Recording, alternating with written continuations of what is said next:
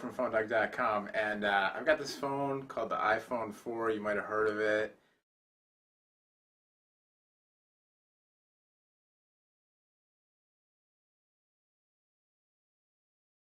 And then instead of it, so instead of it being plastic on the back, it's glass, and then you've also got the metal band on the outside that's causing, so much consternation about the antenna. And so the result with the form factor is that the device is thinner, but it's roughly the same weight, but it's kind of funny because it feels deceptive. It almost feels heavier, but it's really just, it feels more solid. And so I'm not crazy about, the design of the phone style-wise in terms of the kind of sharper edges and the more rectangular, kind of look to it. But in terms of hand feel, to use a term that our friend Megadug coined a while back, it feels great. This phone feels rock solid. For taking pictures, it's really nice because instead of it being a rounded corner, you've now got this flat edge, which is just easier, for holding the phone when you're in picture-taking mode. And the metal feels nice when you're holding it. And the thinness and it's solid and everything. The thing is that people are concerned, and there have been some reports even about this happening, about the phone being more susceptible to damaging and basically shattering when you drop it. Because instead of having one glass, most phones you've got one layer of glass to protect, right, where the screen is. And then the back side is made out of something else, metal or plastic or whatever. And so, you want to protect the front, the back, it gets dinged up, not as big of a deal. But with the iPhone 4, since you've got glass on both sides, you're really running a risk. There was, I forget where I read this, but somebody made a good analogy that it might have been, well, I don't know, it doesn't matter who it was. Wasn't me. I'd give credit if I could remember. They made an analogy that, it's like dropping a piece of buttered toast, right? The old iPhone or most cell phones, you drop a piece of toast and you hope it lands butter side up. If it lands butter side up, you could brush the back off, maybe still eat it. Lands butter side down, most likely you've got a bunch of junk in the butter and it's nasty. With the iPhone, and cell phones are like that too. If it lands, face side down, like a phone like this, face side down, you're in trouble. But, the back side down, not too big of a deal. You brush it off, maybe a nick, but it's fine. iPhone 4, there's no good side to land down. It's glass on both sides. And so I haven't dropped it yet, actually. And so haven't had an issue. I haven't had anybody I know a few people who have them, know some readers who have them, haven't had an issue. If you have one of these and you've dropped it, let us know in the comments what happened. Did it shatter? Did it get scratched up? Was it fine? I have heard that those Apple bumpers, not only do they apparently help with the reception issue, but they, which is ridiculous, but they also apparently protect actually more than you'd think they would against, issues when you drop the phone. But so that's one thing. The build quality is really nice. The phone feels fantastic. It feels luxury. It feels solid. The look of the phone has grown on me for sure, and I like that it's even thinner than the older version. But the glass is potentially worrisome, just because of the higher proximity, or not proximity, higher possibility for damage to the device. I was talking about a little bit before about the camera, and the imaging on this phone's terrific. I showed you the sample photo before. 5 megapixel camera, autofocus flash, but it takes really nice pictures for a camera phone. I've heard that there may be an issue with the white balance. I'm not enough of a photographer to know about it. I'll look into it more, and if it's an issue, it's an issue. For me, the pictures look great on it. And the camera 720p video capture. We're going to do a high-def video capture shootout, this Evo 4G, Galaxy S, Droid X. But so far I've been very impressed with the video capture quality for high-def video coming from a camcorder. And I actually did, just to kind of do it, I shot a video on the device and I edited with iMovie. Downloaded iMovie, $5. It really should come for free with the phone, but it doesn't. But you can check that out. It's on YouTube. It's on the Phone Dog page as well.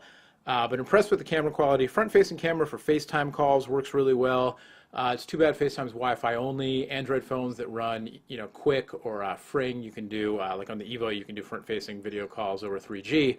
But the way they integrated FaceTime on the iPhone is really nice, and it makes it easy to use. So here's Aaron's contact info, and I'm not going to show you his info. But if I wanted to FaceTime call with him, I just hit the FaceTime button right down there. Or if I place a call, when I'm calling him, a FaceTime option comes up. And, that just makes it more consumer friendly. And it's something that like the geeks and, people like me and probably you who are really into phones, or really into figuring out how stuff works or whatever. I can launch an app on an Android phone, no big deal. But for the mass market, it makes, gives FaceTime more of a chance. Now, I'll be interested to see. People I know who have this are like, yeah, it's cool, and after a month, I'm not going to use it. So I'll be interested to see if, video calling catches on in the U.S. or not. On Apple devices, FaceTime, Apple's making it open source. So I'd love to see a FaceTime to computer application, so I could use this to do video calls with, people I know who don't have one of these. But for now, it's iPhone 4 to iPhone 4 only. I would imagine they'll have an iPod Touch coming out in September that will have a camera and FaceTime. Apps load really quickly on the device, definitely faster than the 3GS. Performance has been great. The web browser, it's the same thing, but it's higher res. So we'll go to PhoneDog here, and the page is loading up. It's got Wi-Fi, it's got 3G, it's GSM, 3G on on AT&T, and then Wi-Fi, of course. It's got now it has 802.11n, but it's only not the full spectrum. I think it's 2.4 only. So, again, mainstream mass market won't care, but people know what it is. Might be a little annoyed. But things, render quickly. The screen's very responsive. The scrolling, the rendering, the accelerometer kicks in. And I got to keep my hand out of here. I guess it's blocking the light coming in from outside. My video light's positioned elsewhere now. But anyway, so in general, performance has been great. So, in all, and then it's also got the multitasking now. So, it's really just fast app switching, but that's fine. Apps are starting to come out now that'll let you, do things in the background. So, Pandora, some of the other apps can run in the background, or, offer up push notifications as they previously could.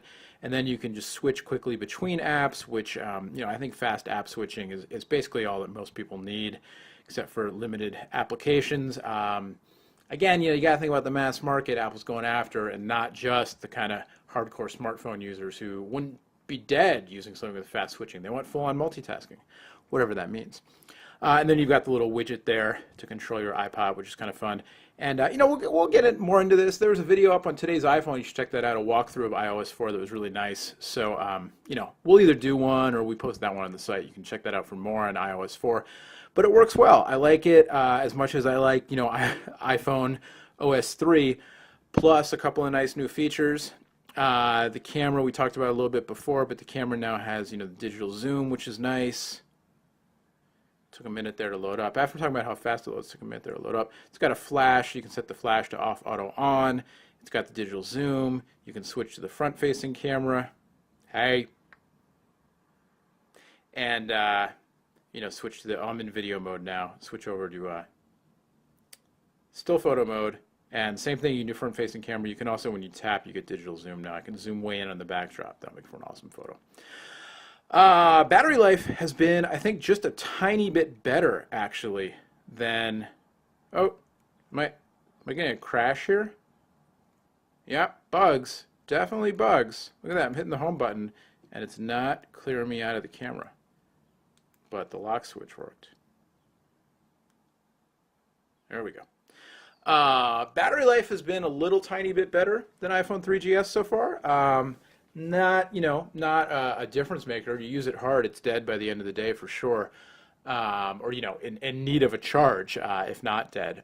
So it passes the test for me, but it's not, my test is, can I get through a day on it? And I haven't had an issue with that so far, but it's not, spectacularly awesome battery life. And otherwise, what can I say? I've had it for a week. It's hard to do a full-on review, and really know what it's going to be like over the long haul. But I think, two things stand out to me. One, this is the best iPhone so far when it works right. Two, this one I think has a few more bugs, a few more, potential software bugs. I think the proximity sensor issue is probably fixable over software. I would hope so. Some other bugs you just saw because it's a new OS, new piece of hardware. But then some other stuff like the antenna issue and possible issues with the design, with the glass breaking and that kind of thing, that we're going to have to see how it stands up to the test of time. And we'll also have to see if that white one ever becomes available. So there you go. Overall, It's a thumbs up on the device. The jury is out, and it's a shaky, slightly thumbs down, kind of shaky on, no, it's definitely actually a thumbs down. It's not shaky at all. It's a thumbs down on Apple getting all the kinks worked out before they ship the product. Fortunately, the biggest one, the signal strength issue with the death grip, while I've noticed it visually, it hasn't affected me in terms of calls. The other one, the proximity sensor issue, has affected me, and it's annoying. It's really it's a drag. And then the other issues that I mentioned with the screen yellowing and that kind of stuff, I haven't experienced myself. Apple's response, customer service-wise, thus far, has really been an issue for me. I don't think the way they've handled the whole thing with the the antenna problems is very good, and the emails from Steve Jobs, and then even Apple's their official statement on it. Yeah, other phones have come with stickers on the back that say if you hold it here, performance will deteriorate, that kind of thing. But this is different when when you sell so many and there's so much hype and you're part of creating that hype and everything. Your response to problems just gets magnified, and I guess it's not necessarily well. And then the other thing is that they were really hyping up in the launch about how this new design with the antennas will help with stuff, and then there's a problem with the antennas, and the response is like, hold it a different way, right? And we don't want to make bigger. We don't want to beat a dead horse on that thing, but I was just astounded by that response. So I'm hoping that Apple releases either a software update, or they're not issuing credits for free bumpers, it sounds like. But I'm hoping they do something to make this right, and soon, because right now it's definitely it's a big issue, and it would definitely make me hesitate to recommend the phone. Not like you can buy them right now anyway, so we'll see what happens. But there you go. So far the things that work are great, but the things that don't work are big enough that definitely causes some hesitation. And that's my early look after a week at the iPhone 4. Much, much more. Perhaps from me another video after a little while goes on. But in the meantime, much, much more from the other folks on PhoneDog.com, and of course today's iPhone.com, where Adriana has a whole crew of people keeping you up to date on all the latest iOS news, iPhone, iPad, iPod Touch, all that stuff. So check it out. All right, till next time, my name is Noah. Thanks for watching. We'll see you later. Bye-bye.